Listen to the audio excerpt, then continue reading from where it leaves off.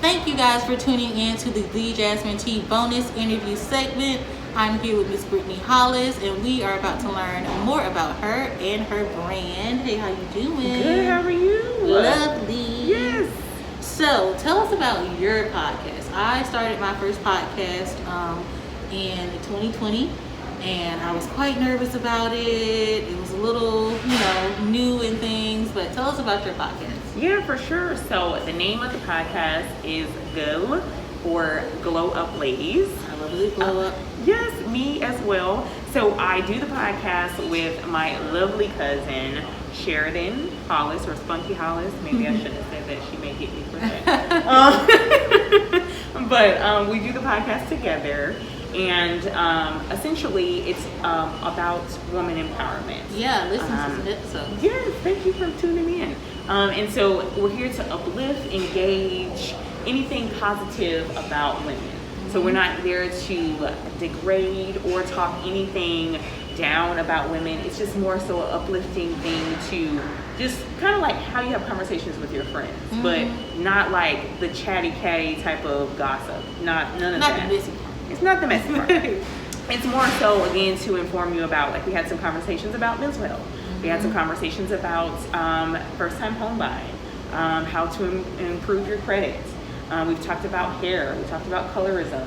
Yeah. We talked about adultification. We've talked about Black sitcoms. So we go in different avenues and areas, and we kind of touch on all different things to like inform women. But it's all about informing women. And then we also have a segment in there where we talk about fashion, because of course I love clothes. Yes. Follow her on Instagram, guys. So I definitely incorporate that to, prepare you for any type of outings that you may have, or the outings that we had in the past. Do you remember the time? Right. Where we used to do stuff. Exactly. Lovely. So, tell us more about your style and your love from fashion. Did that always, were you just popping out the womb of fashionista? Or did you kind of meld your way into it? Because I can see pretty things. I can see this outfit and be like, yes. Yeah. Okay, but you put me in a store and be like, pick that out, and I'm like, oh my god, this is a lot. This is stressful. Okay, all those details, it just overwhelms me. But then I see people and it's just flawless, it's just seamless. So did you kind of have to learn your way into that, or did you come out I got the juice? To be honest, I'm going to just sit up here and say I came out when I got the juice. Come on. But I credit that to my parents, because they had their juice and then they made their children have some juice.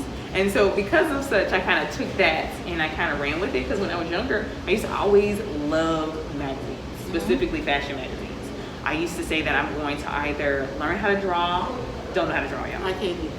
Or it's bad. I was either going to be the person on the cover of the magazine, so be a model. Okay. And then I was just like, yeah, homegirl she ain't skinny enough, so probably can't be that either. And then I was just like, well, then I could probably be the people who own the magazine. That was another thought. And then I was just like, clothes are just something that I always drew to. And then runways and all those different things were always something that excited me. And so I was just like, I think fashion is definitely my thing. And I don't think it really took a turn where it was just like, I really, really like this until I got older.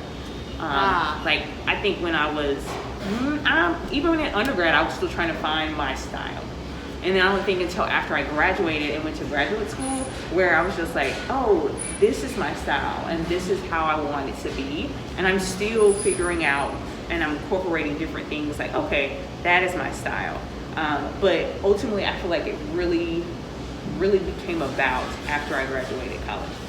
All of that sounds like a glow up, which I think is perfectly on brand and theme.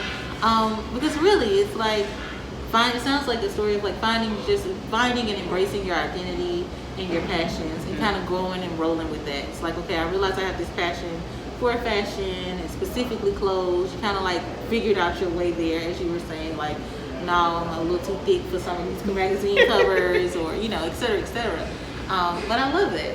And I like what you said about still evolving and figuring out your personal style, because I feel like I just got there. Yeah. Before really last year, clothes were just, I liked them and I appreciated them, but like I said, shopping kind of stresses me out. So I didn't really think about my wardrobe in terms of like my personal style and how it like reflected me. It was just kind of like, that's a cute thing, I wore to that thing one time, but it didn't cohesively look like Jasmine, you know, or anything. Gotcha. So that's what I'm kind of trying to figure out now. So like I said, follow her on Instagram. I've been lurking for the tips and things. And then you're also a foodie. So another facet of the arm here. I love food. So tell us a little bit more about that. How did you, I love food, but I feel like there's another layer of something before I get to a foodie. So like, tell us about how you decided I'm a foodie. And you have an Instagram page. Tell us about that. For sure. What's that about? Yeah, so I am definitely a foodie, and I'm with you, Jasmine. I love food. And one other thing, I love to go out to eat. That's another thing that I enjoy very much. Cooking is like work and labor. Like, see, so that's the other part of me. I love to cook. Yes, I enjoy cooking very much, but I wasn't always that way. So like I don't think I started loving to cook until I lived by myself, and I was forced to cook. No, living by yourself is a vibe. It's joy. It is. And so when I was forced to cook, I have a problem because for some reason I don't know how to make meals for just me. I would make meals like 4 or 5 different people because that's the family size that I grew up in. So I'm like, okay, I'll make it for a family that I don't have with me living here, And so when I did that, I started inviting like my lab mates and people over, to try my food. Because I'm not really a big leftover girl, so it's just like, okay, well, I'm gonna eat this the day after, but after that I don't want any. So y'all come over here and eat it. And so then like people would say, oh, I really enjoy your food. So I'm just like, okay, it's making me feel myself. I'm like, okay, maybe I can cook. And so I think it really got ignited even more when, of course, I moved here and I, lived with a man. And so it was just like, okay, let me do something. That way we don't have to go out to eat all the time. And so it became more of okay, this is a chore to know I really enjoy doing this. And like, let me play around with ingredients. Let me play around with spices. Then it's a way that I'm showing my love for you. Exactly. It's a difference when you're like just making yourself something to eat at home just to survive. Exactly. As opposed to when I'm like sharing this meal in this moment with you and trying this new thing. And I want it to taste good because I want you to enjoy it because I care about you, etc. Definitely the motivation there. There's a chef on Instagram. Her name is Chef Risha. And like one of her taglines, she says she like makes food that gets people like engaged. Like if you want a baby, come to my site and cook this meal because it's gonna get you. So I'm gonna have to follow her. Yeah, I'm telling you, she makes some good food. I tried her. I have to follow her. I made some elote chicken wings on her recipe. Just come on, elote. Yes. See, that's where I want to get to the point where I'm over here talking about elote chicken wings. Yes, stuff, just the things. How did you even come to name this elote? So it's different things that I love to research about food. I love to research different things that I can add to the recipes that I already am doing. Like I have recipes on Pinterest. I have lots of recipe books. I take recipes from my mom because I credit her to how I can cook because she can cook. She literally, there's nothing in life that I've had on this earth from her that is bad. So literally, I take that same type of mentality and how she incorporates and puts her love into food, and I do the same thing because the best food is with love. And so every time I go into the kitchen, I try to say, okay, take away all the worries that you have and like let's focus and make this good food. And I feel like it's kind of like a therapeutic moment for me. There is Sarah Jakes Roberts, who also has a podcast called Woman Evolve. Shout out to the podcast. Yes, I love it. But she says that cooking is like her therapy. So she talks about how when she cooks for her family, when she gets home from the church or just work for the day, it's fun for her to go into the kitchen and like create something. And it's art. It is. As well. It like just like you blog, just like you style and fashion and things, this food is also an art form. It definitely is. And so fast forward to like some of the things that made me do what I have now, the Instagram page that Jasmine was talking about. It's called What's Good on the Menu. So before COVID, What's Good on the Menu would go to different bars and restaurants in Birmingham, and I would invite different people, friend or foe, and we would attend the restaurant just to figure out, what is really good on the menu. That way, when someone goes there or when you go there, you can always recommend something to another person.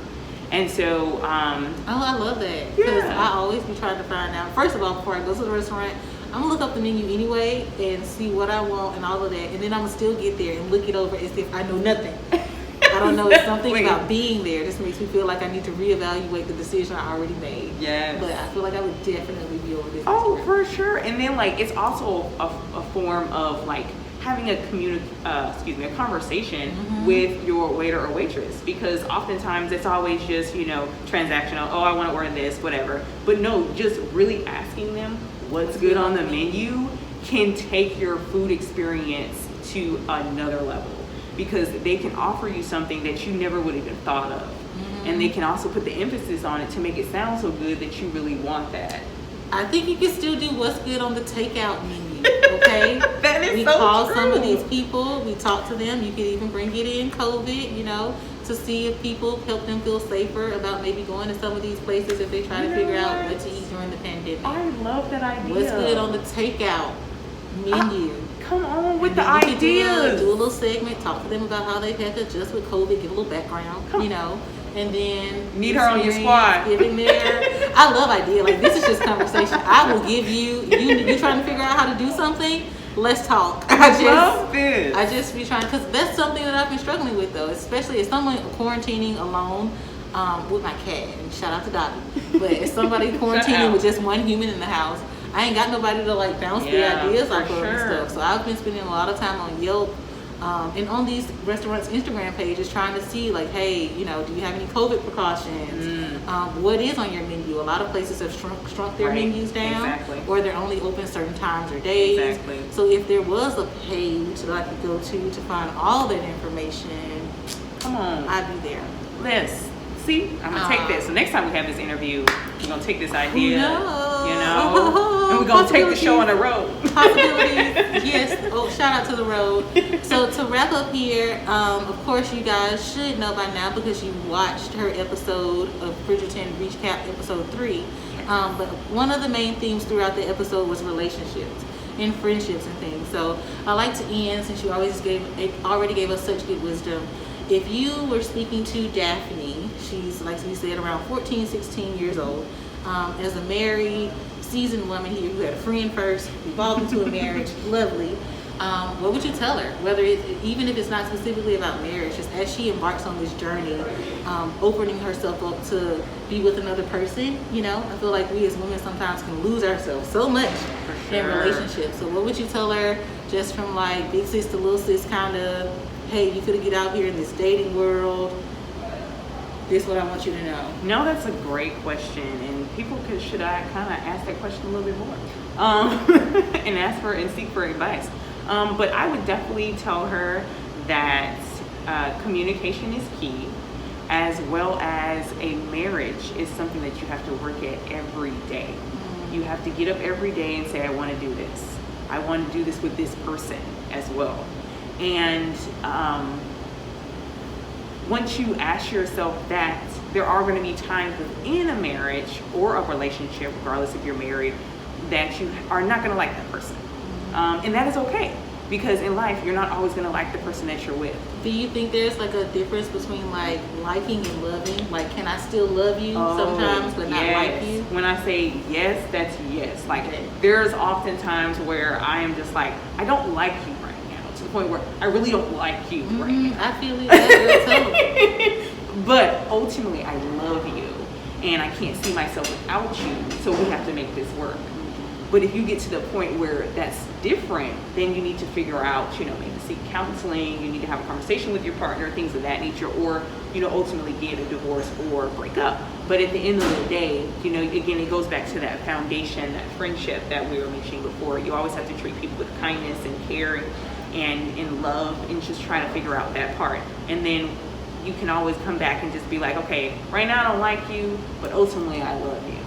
So it's just like, you know, if I love you that much, then we can figure that out. But ultimately, again, y'all, you're not always gonna like your partner, and that's on facts. But you always have to go back to your foundation and what you guys established at the beginning. Yeah. And if you don't have any foundation, well, hopefully you can find some along the journey.